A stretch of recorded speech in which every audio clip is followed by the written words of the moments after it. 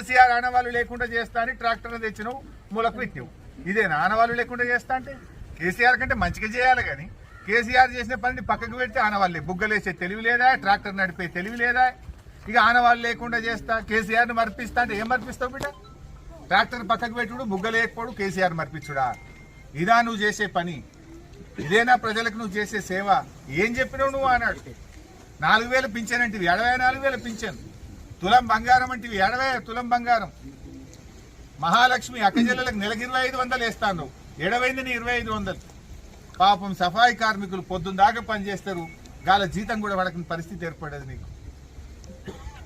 కాంట్రాక్టర్లకు మాత్రం 10%, 20% కమిషన్లు తీసుకొని బిల్లులు అయితే ఇస్తారు.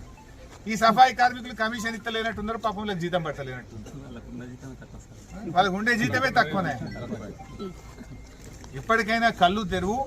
రాష్ట్ర వ్యాప్తంగా గ్రామ పంచాయతీలకు నిధులు విడుదల చేయండి. అప్పు లేని పంచాయతీ సెక్రటరీ లేరు ఇలా. పాపం అమ్మాయి ఎంత 80,000 అన్నది ఇంతకుముందు. తెలంగాణలో ఏ ఊరికన్నా 50,000 నుంచి 2 లక్షల రూపాయలు అప్పుల పాలైంది సెక్రటరీలు. బంగారం కుదబెట్టి అప్పు తెచ్చారు, 3 రూపాయల మిత్తికి తెచ్చి నడిపించారు. ఇప్పుడు సర్పంచులు లేక జనమంతా సెక్రటరీలను తిడుతున్నారు. వాళ్ళకే ముంగడ కనబడతారు, ఎదురుగా కనుక ఏమైనా ట్రాక్టర్ నడతలేదని సెక్రటరీలను తిడితే ఇజ్జత్కో గౌరవానికో ఇగరాకపోతాయా అని పెట్టి ఇప్పుడు వాళ్ళ చేతులు ఎత్తిరు. ఇక మాకు శాతం అయితే లేదంటే తాలబ్షేలు వాపసు ఇచ్చే కాడికి వచ్చింది. అప్పు లేని పంచాయతీ సెక్రటరీ తెలంగాణలో లేడు. మాజీ సర్పంచుల బిల్లులు ఈ రోజు వరకు విడుదల కాలేదు. పాపం దిగిపోయి ఏడాది అర్థమైనా మాజీ సర్పంచులకు పెండింగ్ బిల్లులు ఇస్తలేవు. పంచాయతీ సెక్రటరీల పెండింగ్ బిల్లులు పడతలేవు.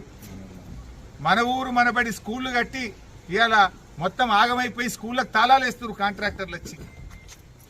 ఇవాళ ఎస్సీ ఎస్టీ గురుకుల పాఠశాలలు, మైనార్టీ గురుకుల పాఠశాలలకు కిరాయిలు రాలేదని ఓనర్లు వచ్చి తాళాలు వేసే పరిస్థితి వచ్చింది.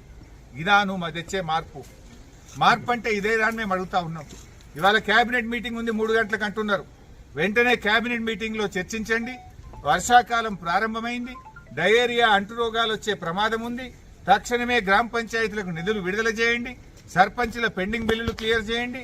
పంచాయత్ సెక్రటరీల అప్పులు క్లియర్ చేయండి. ట్రాక్టర్లలో డీజిల్ పోసి ఇంటింటికి చెత్త సేకరణ కార్యక్రమం చేపట్టండి. వర్షాకాలంలో పారిశుద్ధ్య స్పెషల్ డ్రైవ్ చేపట్టండి.